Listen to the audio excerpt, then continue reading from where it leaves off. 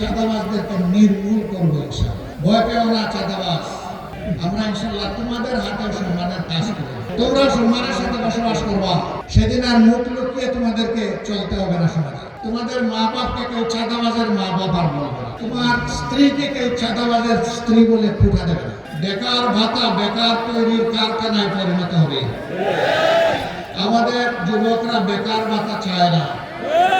আমাদের যুবক যারা আছে তারা তাদের হাতে তাদের ন্যায্য কাজটা চায়। আমরা ইনশাআল্লাহ প্রত্যেকটা যুবক যুবতীর হাত আমরা বাংলাদেশের দেশগুলার কারিগরের হাতে ধরে আমরা তাদেরকে বাস্তব শিক্ষা দিয়ে দক্ষতা তাদের হাতে আমরা তুলে দেব। এরপরে গৌরবের সাথে দেশে হোক প্রবাসে হোক সম্মানের সাথে সে আয় রোজগার করবে, চাকরি করবে, ব্যবসা করবে ইনশাআল্লাহ। আমরা উত্তরবঙ্গকে পুরা একদম ইন্ডাস্ট্রিতে পরিণত করতে চাই, এটা সম্ভব। এখানে বাংলাদেশের শস্যের 3 ভাগের 1 ভাগ সারা বাংলাদেশকে উত্তরবঙ্গ ধান চাল সরবরাহ করে, গম সরবরাহ করে, ভুট্টা সরবরাহ করে, আম জাম সরবরাহ করে, লিচু সরবরাহ করে, পেয়ারা কুল সরবরাহ করে। এক কথায় বলতে গেলে বাংলাদেশের এটি হচ্ছে খাদ্যের একটি ভান্ডার। কিন্তু আফসোস কৃষক তো উৎপাদিত মূল্যের সঠিক মূল্য পায় না। পণ্যের মূল্য কেন পায় না জানেন? 2টা কারণে পায় না। একটা হচ্ছে মধ্য সত্যভোগীরা এসে এখানে কামড় দেয়, আর একটা হচ্ছে গাঁটে গাঁটে চাঁদাবাজরা অস্থির করে তোলে। এই 2 কারণে কৃষক পায় না পণ্যের মূল্য, ক্রেতা পায় না ন্যায্য মূল্যে তার পণ্য।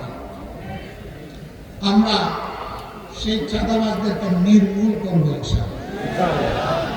ভয় পেও না চাঁদাবাজ, তোমরাও এই সমাজের মানুষ।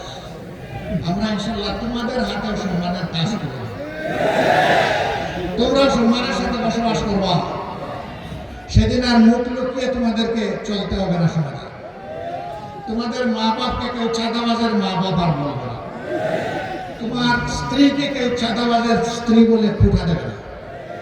আর মাঝে মাঝে মানুষের জালে বন্দী হয়ে তোমাদেরকে বিপদে পড়তে হবে না। তোমরাও সম্মানের সাথে বসবাস করবা ইনশাআল্লাহ। এইভাবে প্রত্যেকটা হাতকে আমরা প্রত্যেকটা হাতে কাজ করে দিয়ে সম্মানের হাত বানাতে চাই। আপনাদের কোনো আপত্তি আছে? এই অবস্থা যদি তৈরি হয় রাজধানীর দিকে প্রাণ কিনে ছুটতে হবে না ইনশাআল্লাহ।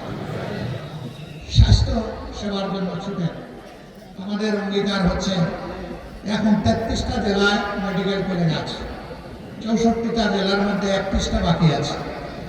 আমরা পর্যায়ক্রমে ইনশাআল্লাহ সব জায়গায় মেডিকেল কলেজ গড়ে তুলব এবং সব জায়গায় সরকারি বেসরকারি বা যৌথ উদ্যোগে বিশেষায়িত হাসপাতাল ক্রমান্বয়ে গড়ে তোলা হয়েছে। এই সুবিধা যদি আপনি গাইবান্ধায় বসে পান, আপনি ঢাকা যাবেন কেন? আপনার সময় এবং অর্থের অপচয় করবেন কেন? সেখানে গিয়ে অসহায়ের মতো আপনাকে ঘুরতে হবে কেন? এখানে তো বাড়িতে বসেই আপনি সেই সেবাটা নিতে পারবেন। শিক্ষার ক্ষেত্রে এখন বলবেন ডাক্তাররা এসে এখানে থাকবে কিনা? থাকবে। যখন সে দেখবে মানসম্মত শিক্ষা প্রতিষ্ঠান এখানে পরিচালিত হচ্ছে, গড়ে উঠেছে, তার সন্তানের শিক্ষা দেখে কোনো সমস্যা হবে না, তখন সেও সানন্দে এখানে থাকবে। 2টি কারণে। একটি হলো জীবন এখানে সহজ, পণ্যের দাম এখানে কম এবং সে তাজা সব কিছু পাবে। সবচেয়ে বড় কথা হলো শহরের একটা কবিতা আছে, ইট পাথরের বাড়ি হেতা ইট পাথরের ঘর, এমন হয় কারো হেতা সবাই সে তার। এ হচ্ছে জনসভ্যতার কবিতা।